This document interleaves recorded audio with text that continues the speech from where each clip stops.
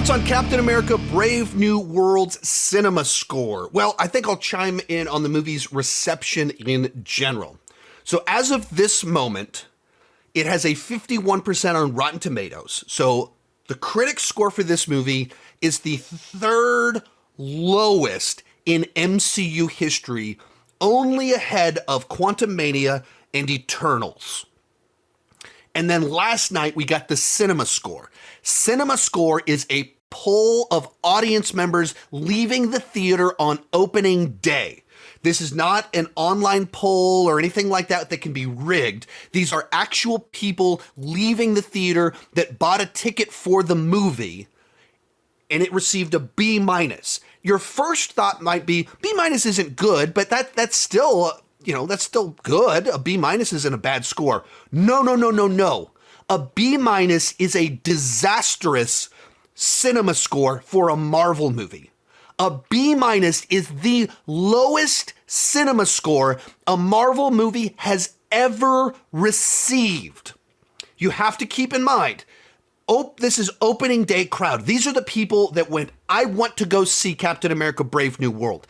These are the MCU fanatics that go to see every movie as quick as they can, and they did not get what they wanted. That's really what Cinemascore measures. It's not really an overall quality measure. It's did the opening day crowd get what they wanted?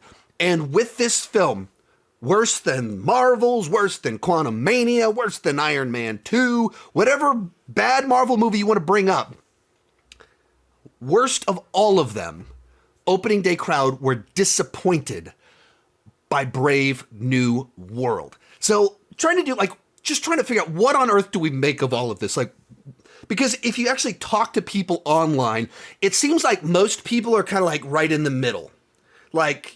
People are giving it 7s, people are giving it 5s, but it's kind of I'm not seeing a whole lot of top tier Marvel movie. But and a lot of people, I'm not seeing a lot of people, worst Marvel movie, but it's this. Everyone's kind of right here mixed. There's positives in there, there's bads in there, so it's a matter of which way do you lean with the film. Kind of determines where you're at with it. So then when you have the lowest cinema score, how do you interpret that? Well, because it's measuring expectations, you have to look at what did they set up as people's expectations for this film. They put out a movie where almost every single major poster for the film features Red Hulk. Marvel's always had some deceptive advertising, but it's not the same thing as marketing your movie as Captain America versus the Hulk, and then Hulk is only in your movie for 5 minutes. Those are not the same thing, and that's what this movie did. That they put Red Hulk in all the trailers, and they kept showing more and more Red Hulk, and they prominently feature him on the trailers. The full tease is Hulk hand holding the shield, Hulk punching the shield.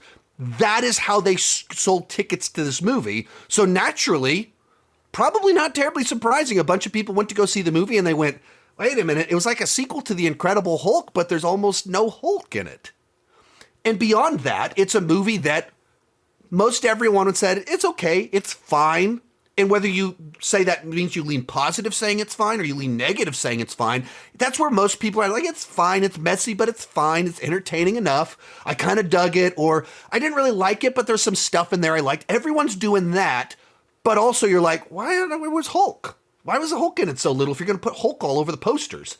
When you do that, you set yourself up for a very low score. And that's what happened. They marketed the movie using something that is a small part of the film rather than a big part of the film. You leave people disappointed when you do that, in particular if your movie doesn't have something better and more interesting to offer than what you sold the movie on.